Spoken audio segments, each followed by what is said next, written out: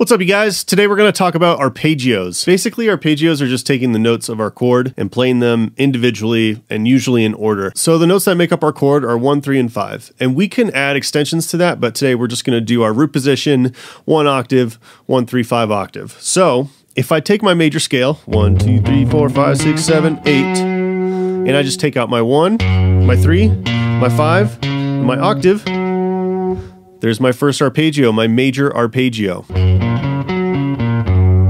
If I were to take my natural minor scale, 1, 2, 3, 4, 5, 6, 7, 8, and I take out my 1, 3, 5, 8 out of that, or my 1, 3, 5 octave out of that, 1, 3, 5 octave,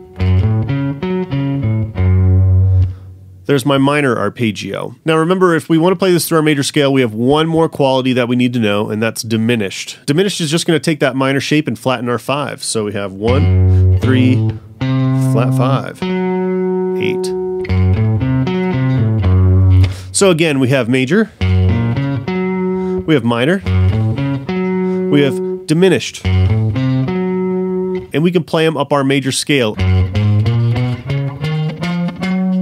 Again, our order is just going to go major, minor, minor, major, major, minor, diminished, major. We have major, minor, minor, major, major, minor, diminished, major. And the same shapes hold true if we start on our A string.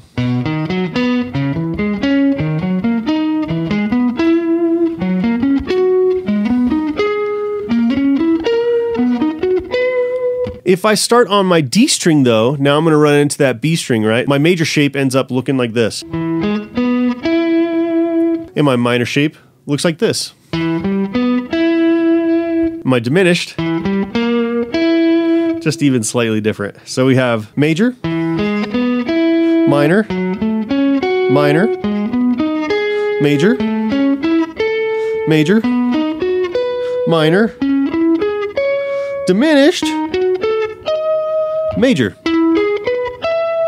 And again, it's going to be a little bit different if we start on our G string. Starting on our G string, because of that threshold of the B string, everything after the B string is going to remain consistent to our original shape. So we just have to think about that B string threshold. So our major shape ends up looking like this. And our minor shape looks like this.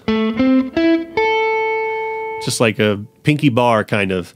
And then our diminished kind of looks like our last minor shape a little bit, right? Again, we have major, minor, minor, major, major, minor, diminished, and then major. So that's if we wanted to practice it going up the scale. But another way I like to practice this is actually within the diamonds. If you think back to that lesson on diamonds, if we start on our E string, we have our 1, our 4, our 5, and our 6. And let's just say the progression is going to be 1, 5, 6, 4. Remember, 1, 4, and 5 are major, and then 6 is minor. So I'm just going to play up through each one of those in that order of the progression. 1, 5, 6, 4. We've got 1, 5, 6, 4.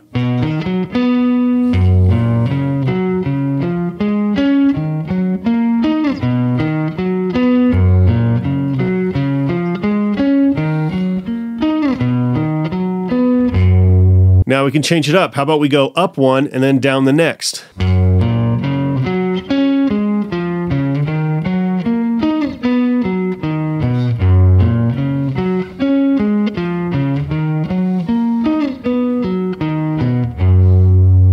Or how about we do it backwards of that? We could go down and then up.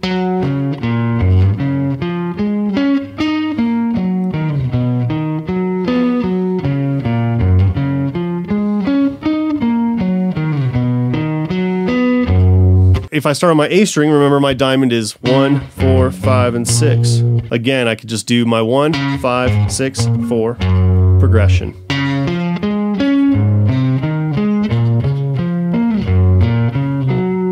Maybe let's do some all downs.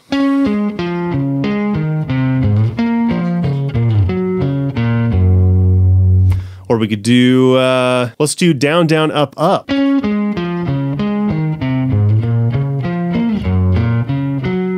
So yeah, I think you get the idea. Basically, we're just taking those 4 pop chords, the 1, 4, 5, and 6, and we're just dancing around those with the arpeggios just to practice those shapes and get them under our hands. The real point of these arpeggios is they're just great navigational tools, and because they literally are the same notes that we play within our chord, they're the foolproof notes. You can play them while you're soloing or while you're coming up with your lead lines, and they're going to work every single time. When we dive into modes, you'll see how these correlate with all of our modes. So yeah, that's the start to arpeggios. I know today we just did 1 octave. We'll get into other arpeggio shapes down the road, but for now, practice these. Let me know if you have any questions in the comments. Make sure to hit that subscribe button, and I'll talk to you soon.